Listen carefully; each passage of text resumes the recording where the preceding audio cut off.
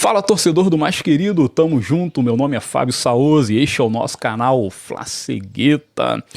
Olha, aqui nação rubro-negra eu quero começar esse vídeo aqui trazendo duas informações que, sinceramente, eu tenho dificuldade para poder entender se são informações positivas ou não. A começar, por exemplo, com o árbitro que vai apitar amanhã o clássico do Botafogo com o Flamengo. Pelo menos o árbitro é da Federação do Estado do Rio de Janeiro. Menos mal, né? Então, por essa ótica aí, é legal, né? Já que a gente tá vendo aí que a CBF tá adorando colocar árbitros paulistas, mineiros, todos para apitar os nossos jogos. Mas não, amanhã será um sujeito da Federação do Rio. Porém, esse juiz, que é o senhor Alex Gomes, ele simplesmente é o juiz que mais picota o jogo no Campeonato Brasileiro, é o que mais marca faltas, é o que mais distribui cartões, inclusive cartões vermelhos. Só de vermelho são 5. Trocando em miúdos, a média de faltas que o senhor Alex Gomes marcou em 16 jogos que ele apitou nesta edição de Brasileirão, tá aqui, ó, 34,5 faltas por jogo. É o que ele apita. Cara, é um absurdo. Olha aqui, o Campeonato Brasileiro, ele é a segunda liga, é o segundo campeonato que mais tem paradas por falta no mundo. Só perde para o Campeonato Português, tá? O Campeonato Português tem uma média de 25,3 faltas por jogo e o Brasileirão 24,7. Tá? Para tu ver, a Premier League tem uma média de 19 faltas, a Bundesliga 19, a La Liga 22. Mas tá lá, Brasileirão 24, quase 25. É muita coisa, né? E esse juiz aí, que vai apitar amanhã, marca papo de 34, quase 35 faltas por jogo. Resumindo, por isso que eu digo, não tenho a real convicção de que é uma notícia boa ou não. É árbitro carioca, aquilo que a gente cobrava, né? Mais lógico, né? Clássico carioca, enfim. Porém, a CBF escolheu justamente aquele que mais picota o jogo. E é justamente no momento onde o Flamengo vem levantando uma causa para evitar esse tipo de arbitragem. O Flamengo quer que a bola role. O Flamengo levantou um movimento, está contando com o apoio de todos. Porém, aquilo, o Flamengo está pregando no deserto. Ninguém hoje apoia o Flamengo porque nós estamos brigando com Deus e o mundo. Então como é que a gente vai querer apoio desse ou daquele? Não vai ter, né? Então o Flamengo pede que o jogo não seja picotado, até porque os números mostram que todos os árbitros vêm cozinhando o jogo do Flamengo através de paradas absurdas, né? E o Flamengo não consegue desenvolver. Aí termina o jogo empatado, claro, muito por culpa nossa, mas também entendendo da arbitragem. Então, trocando em miúdos, eu acho, minha opinião, Fábio Saoz, que a escolha do senhor Alex Gomes é mais uma estratégia da CBF para prejudicar o Flamengo e, por consequência, favorecer o Palmeiras. Palmeiras que entra em campo para enfrentar o Bragantino na Arena Sandy Júnior e o Flamengo vai ao Engenhão pegar o Botafogo. Aproveitando a deixa rapidinho, eu quero falar sobre os 5 jogos do Flamengo e quero comparar de modo muito breve com os 5 jogos do Palmeiras e daqui a pouco trazer a segunda notícia que me causa dúvida, tá?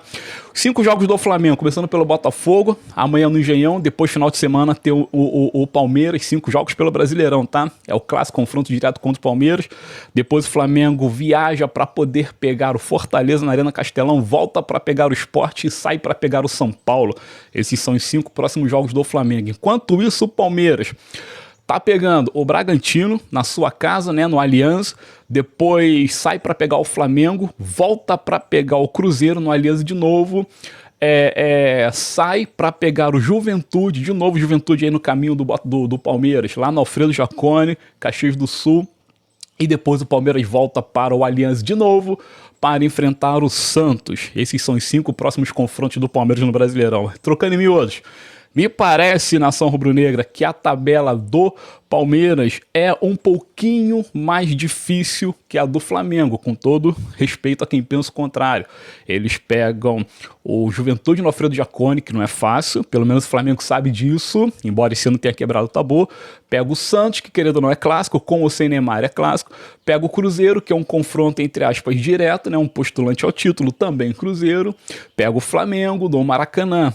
Então, Caí pega o Bragantino, que não é das carnes assadas, é aquela carne assada menos gostosa, não é tão apetitosa assim, sabe qual é? Então, penso eu que esses próximos 5 jogos o Palmeiras tende a perder mais pontos do que o Flamengo. Então tá aí o pulo do gato para nós, Flamengo, retomarmos a liderança do Brasileirão. Só depende da gente, pelo amor de Deus, só depende do Felipe Luiz. Gente, a segunda notícia que eu tenho dúvida é essa aqui. Mas antes, deixa eu pedir que vocês deem um like neste vídeo, se inscrevam no canal, ativem o sininho, tem vídeo, tem live, tem short todo dia, domingo a domingo. Compartilhe o mesmo e comente acerca dos assuntos aqui abordados. Já pode inclusive deixar nos comentários quem vai ter a jornada mais facilitada, Flamengo nos próximos 5 jogos ou o Palmeiras? Queria saber a tua opinião. E outra coisa, ó, por gentileza, não estranhe aí o uso dos óculos escuros, né? Pois como o próprio nome do canal sugere, Flacegueta, eu sou um sujeito com deficiência visual, né? Já há muito tempo, mas nem por isso atrapalha a minha forma de sintetizar, de acompanhar o futebol, até porque trabalho com análise esportiva desde 2005 aqui na internet, só no canal Flacegueta concerne no Flamengo há 3 anos, vamos para 3 anos. Então, faço análise e trabalho com futebol de modo profissional, já não é de hoje. Valeu, nação? Então, dê esse crédito aí, continue acompanhando o trabalho e ajude o canal Flacegueta a alçar novos voos, novos ares. Obrigado, conto com a tua colaboração. Ó, a segunda notícia que me causa dúvida sobre o Bruno Henrique. Vocês viram aí que o Bruno Henrique ele fez gestos obscenos para a torcida do Estudiantes. Os caras estavam tacando objeto no gramado e tudo mais. O Bruno foi julgado e punido. A punição do Bruno Henrique eu achei que fosse ser de jogos de suspensão, mas não, cara, mas não. Nesse caso aqui a Conmebol foi branda demais. Assim, deu ao Bruno Henrique uma punição de 25 mil dólares mais uma advertência. Como a Conmebol gosta de dinheiro, né? 25 mil dólares dá o quê? Papo de 130 mil reais de punição para os bolsos do Bruno Henrique, né? E o Flamengo vai recorrer. Mas o que interessa é o seguinte, que o Bruno Henrique segue liberado e vai jogar os jogos contra o Racing e, se Deus quiser, vai estar na grande finalíssima da Libertadores lá no final de novembro. Por que eu digo isso que me causa uma certa dúvida? Por quê? Baseado, gente, com todo perdão quem pensa o contrário, baseado no futebol apresentado pelo BH, ele tendo condições de jogo, é reforço ou é desfalque nesse ataque do Flamengo? Eu tenho minhas dúvidas, cara. Às vezes eu penso que é reforço, às vezes eu penso que é desfalque. Tenho minhas dúvidas. Queria saber também a tua opinião. A verdade é que o Bruno Henrique tem condição de jogo. Agora vamos lá, o Flamengo segue se preparando para o jogo de amanhã. O Felipe Luiz vem testando formações alternativas no quesito ofensivo. Todo mundo tá vendo que ele inclusive testa o Bruno Henrique como falso 9, o Carrascal como ponta direita e mantém o Lino como ponta esquerda. Já está praticamente decretada as ausências de De La Cruz, Eric Pulgar e Saul. Os 3 teriam condições de jogo se fosse um jogo praticado em gramado natural, mas por ser grama sintética, o Flamengo entende que é uma temeridade expor esses atletas às tais condições. Até porque Saul Niguez, eu acho que nunca jogou em grama sintética de modo profissional, assim como Samuel Lino, o Emerson Royal também não. Lá na Europa não tem isso. O De La Cruz, a eterna condição fragilizada, né? Condição física. E o Eric Pulgar, porra, cara, 3 meses, mais de porrada de tempo aí sem jogar, encarar uma grama sintética também é complicado. Nesse caso aqui, infelizmente, é muito ruim para o Flamengo, mas é um pensamento de preservação que o próprio Felipe Luiz adota. Outra questão, eu queria pedir que vocês deixassem nos comentários que vocês entendem sobre isso. O Felipe Luiz está certo? Eu penso o seguinte, ninguém tem bola de cristal para poder prever quando o jogador vai machucar ou não. Meu irmão, não importa, estamos vivendo um momento de temporada onde é vencer, vencer ou vencer, porque tu vê legal, se o Flamengo não venceu o Botafogo e o Palmeiras venceu o Bragantino, eles abrem mais 2, 3 pontos que seja da gente, ao invés de 2, 3, vai ficar por 3 rodadas, 4 rodadas de vantagem, então o campeonato vai ficar extremamente difícil se o Flamengo não vencer o Botafogo e se o Palmeiras vencer o Bragantino, coisa que é bem provável.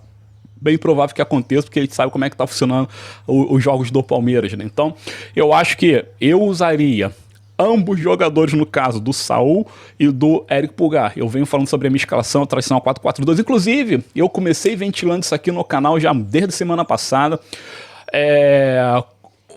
Ontem o GE fez uma pesquisa entre os torcedores, escalaram o Flamengo da seguinte forma. Segundo a torcida, o melhor Flamengo para amanhã seria Rossi, Varela, Léo Pereira, Léo Ortiz e Alexandro, Jorginho, Pulgar, Saul e Arrascaeta, Lino e Pedro. Praticamente é o mesmo time que eu penso, porém eu tiro o Samuel Lino e boto Cebolinha para começar, tá?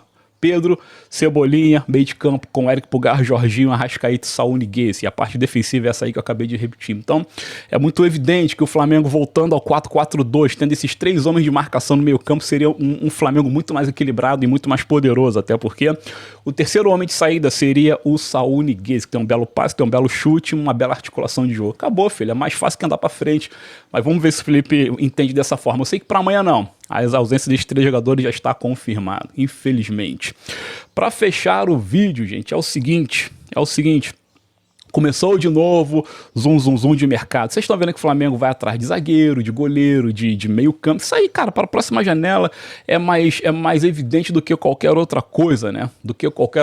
Na verdade, o Flamengo teria que mandar embora uns 7, eu venho falando o tempo todo aqui, mandar embora uns 7 jogadores e contratar nos outros 7 ou 6, sabe? É tipo isso.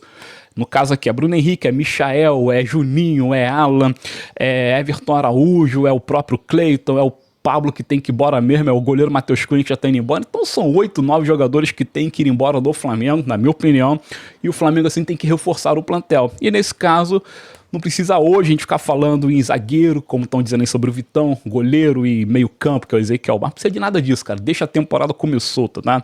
Então surgiu ontem o nome também do Anderson Talisca. Outra loucura, começou essa palhaçada de Anderson Talisca. Cara, quando não é Anderson Talisca, é Claudinho. Meu pai amado, como isso é chato, gente. É chato, é completamente desnecessário, despropositado. Pelo amor de Deus, não caiam nessa. Agora, caiam sim na informação de que o Arrascaeta vai renovar o seu contrato com o Flamengo. O Flamengo gostou da contraproposta do uruguaio. Ele vai ganhar seus 3 anos, vai ter uma extensão de 26 até o final de 28, com uma renovação automática para final de 29.